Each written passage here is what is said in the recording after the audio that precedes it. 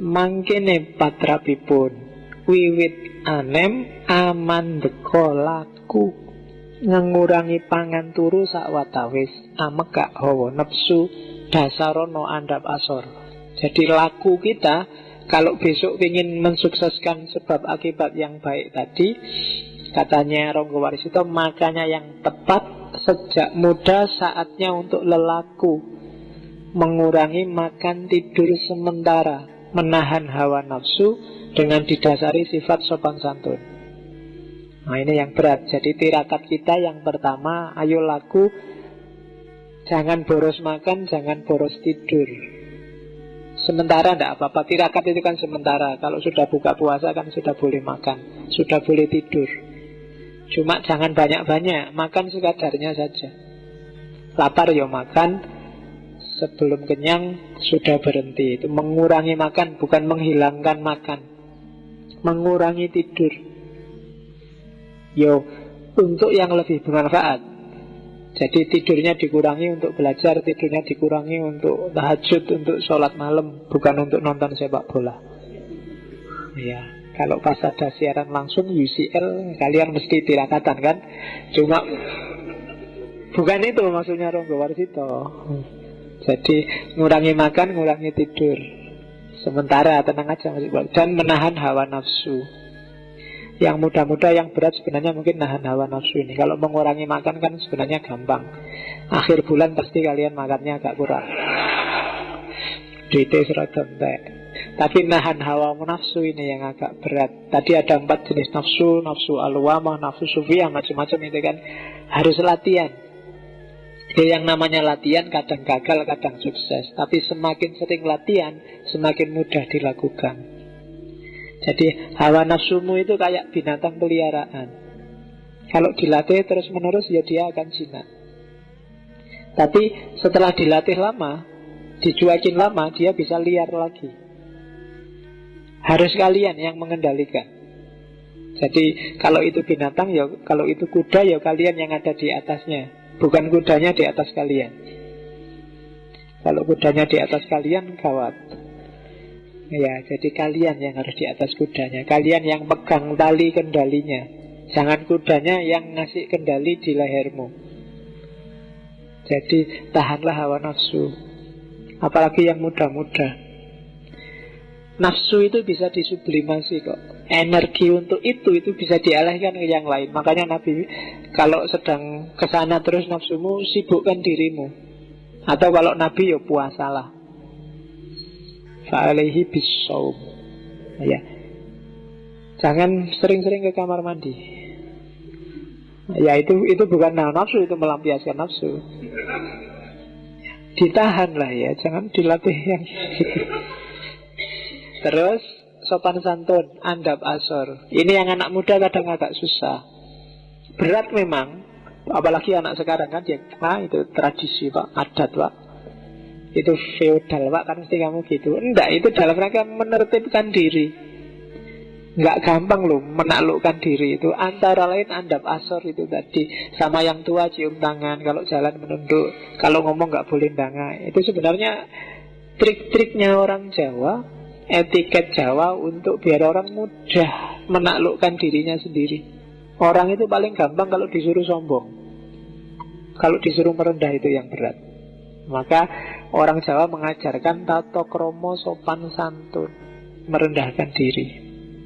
Terus anak muda jangan sampai nganggur, katanya Ronggo Warsito. Tinimbang lan angin nganggur, boyo becik ipil-ipil kaweruh, angger datan ewan panasaten sayekti, kawidyane wuwuh-wuwuh wekasan kasub kinaut. Daripada nganggur, lebih baik nyicil nyari ilmu. Asalkan tidak malu diberi nasihat sejati, hingga penuh ilmu, akhirnya nanti berguna. Jadi kalau kalian sedang off, merasa bete, pingin ngapain daripada nganggur, nyicillah ilmu. Di sekelilingmu semuanya pelajaran. Baik ada yang tertulis, ada yang tergelar. Terus tambah ilmumu. Jangan malu kalau diberi nasihat, baik oleh tulisan, oleh lingkungan, maupun oleh orang yang lebih pandai. Sampai kamu penuh, akhirnya nanti berguna. Jangan khawatir.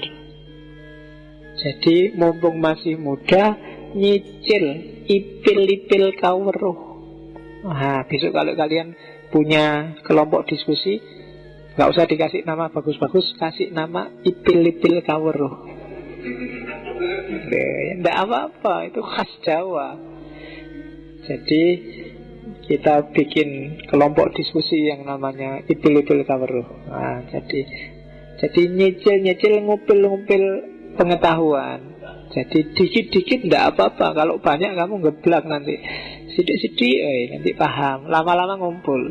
Ilmu itu kan karakternya semacam itu. Kalau kalian nafsunya besar, pingin pinter, dadak, terus beli buku besar-besar, percayalah buku itu tidak kamu baca. Ya, wis toh. Paling kamu bolak-balik tok terus taruh, terus tidur. Iya. Jadi baca kayak gini, akhirnya bukunya yang baca kamu tidur. Bukan kamu yang baca buku. Oke. Jadi terus nasihatnya lagi oleh Ronggo Warsito, lamun wis sarwa putus kapinteran sinempeng ing pungkur, dan seterusnya. Jika sudah memiliki kepandaian, simpanlah kepandaian itu. Jangan sombong, jangan kemenyek. Kalau bahasa di tempat saya kemenyek. Kemenyek itu kemaki, melete. Ya, bahasa-bahasa itulah. Ya, jadi justru cirinya orang pinter itu ketika dia tidak pamer pengetahuannya. Semakin orang suka pamer, itu semakin menunjukkan bahwa dia dangkal. Sama kayak kalau kamu baru belajar silat atau belajar taekwondo, belajar apa itu. Kalau baru belajar kan tiap hari mesti kamu pamer, melete kan mesti. Ada apa-apa dikit, tenang aja, tak belain. Ini mesti gitu. Oh ya ngerti-ngerti ya. Jangan deh, perlihatkan kebodohan.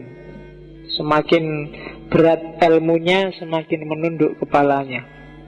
Dan jangan salah, di samping rendah hati, gayamu yang menunduk tadi akan mempermudah dalam bertindak tanduk dan berhubungan dengan orang lain.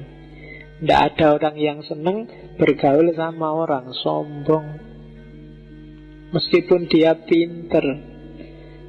Kamu sendiri yang merasakan mungkin IP-mu 2 sementara temanmu IP-nya 4. Kalau kamu temanmu ini sudah IP-nya 4, gaya lagi, yo gak apa-apa sih kan. IP-nya 4 gaya gak apa-apa. Cuma gak enak kan kamu punya. Rasanya itu mending gak usah deket-deket dia deh, daripada dilecehkan terus. Dikit-dikit ngomong IP2, dikit-dikit ngomong IP2. Gak usah lah, meskipun kenyataannya begitu. Ya kan, dikit-dikit nasihati, kamu itu mbok belajar. Gak inget po orang tuamu, tiap hari nasihati gitu ya. Kamu kan judik juga, bete juga. Ya nanti kamu balas, tenang aja, saya kan nyimpen ilmuku, gak tak keluarin. Ya. Oke, jadi jangan sombong, disimpan aja. Kalau memang pada saatnya ya dikeluarin. Kalau ada orang butuh ya dikasih, tidak masalah, cuma jangan sombong.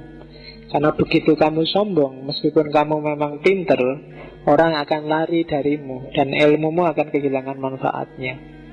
Orang mungkin tidak percaya, mungkin yang diomongkan benar, tapi kalau sudah tidak suka kan nggak masuk. Oke. Sebab di dalam hidup banyak orang tak mau kelihatan bodoh, maka selalu menunjukkan pengetahuannya sendiri agar dipuji sebagai orang unggul. Tak taunya akan terjerumus. Jadi hati-hati kalau kamu sombong. Sombongmu itu akan nabrak kamu sendiri. Sebenarnya apapun perilaku tercela yang kamu lakukan, akhirnya akan nabrak kamu sendiri. Jadi jangan dikira mudorotnya itu dirasakan orang lain. Yang pertama-tama merasakan Akhlakmu yang jelek itu dirimu sendiri. Kerugiannya ya kamu sendiri. Kalau benar-benar pandai, orang yang pintar itu harusnya tidak demikian kelakuannya. Haruslah dengan kira-kira bagaimana baiknya. Pandai-pandailah mengaku bodoh agar dapat memberi manfaat pada orang lain. Pinter-pinterlah merendah. Makanya orang Jawa itu kan lebih suka rendah diri, rendah hati. Ngomong aja kan gak suka yang keras-keras. Karena memang dasar teorinya untuk bisa harmoni dengan sesama itu kita harus agak merendah. Kalau semua orang muncul, semua orang menonjolkan dirinya, yang terjadi pasti konflik. Jadi merendahlah.